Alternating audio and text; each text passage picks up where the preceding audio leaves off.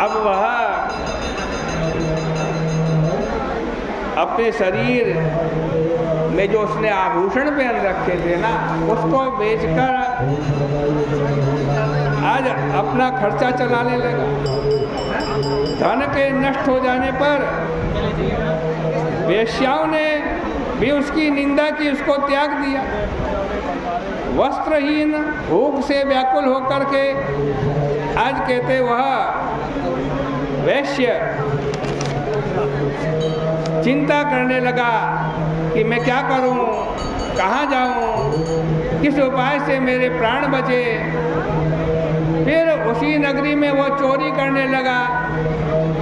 राजा की सिपाही ने उसको पकड़ लिया, लेकिन पिता का गौरव देखते हुए छोड़ दिया।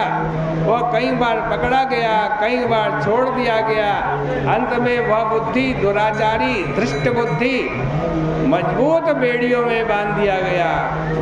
कोड़ों की मार लगाकर उसको कई बार पीड़ित किया गया और उससे कहा, ये मंदबुद्धे, तुम मेरे देश में मत रहे।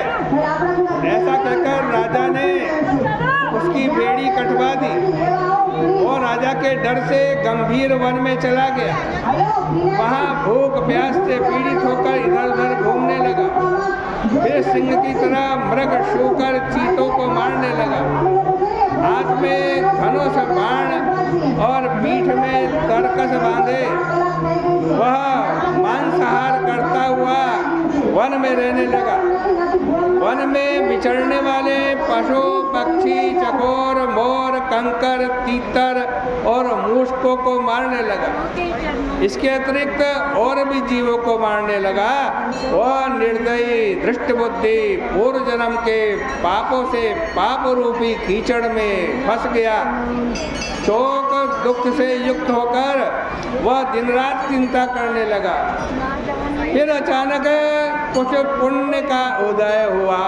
ये जो आप पुण्य कर रहे हो ना, सद्धर्म कर रहे हो, कमाया हुआ रुपया तो खत्म हो सकता है, नष्ट हो जाता है। आप कमाओ, उसका भोग और कोई कर।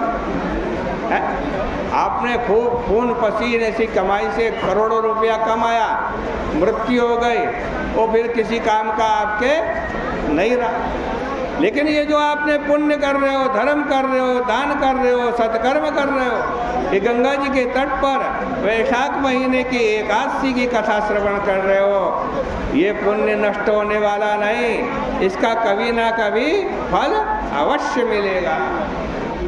आज इसका भी धृष्ट बुद्धि का भी कोई पूर्व जन्म का पुण्य उदय हुआ और वो वन में घूमता घूमता एक कौंडिन्य ऋषि का आश्रम था, उस आश्रम में चला गया। वैशाख के महीने में गंगा जी का स्नान किए हुए तपस्वी कौंडिन्य मुनि के पास शोक से पीड़ित वह धृष्ट बुद्धि गया।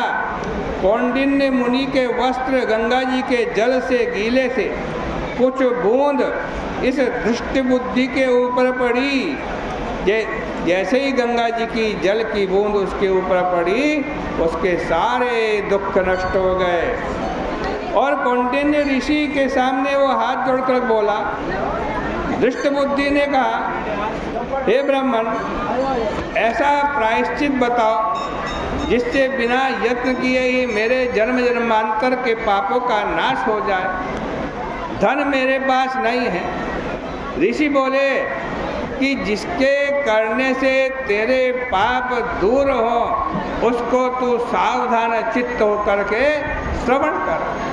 वैशाख शुक्ल पक्ष में मोहिनी नाम की एकादशी है। तुम मेरे कहने से इस मोहिनी एकादशी का व्रत करो। यह मनुष्य के सुमेरु पर्वत के समान भी पाप क्यों ना हो, उसको नष्ट कर देती है।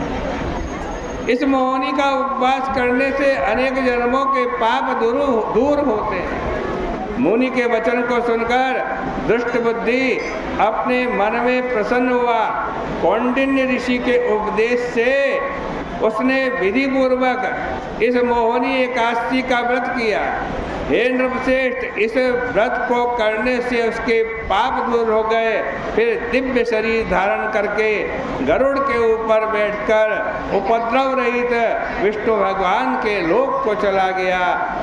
वशिष्ठ जी कहते हैं, राम जी, अंधकार रूपी मोह को नष्ट करने वाला यह व्रत है। इससे बढ़कर चर अचर तीनों लोकों में कोई दूसरा व्रत नहीं है।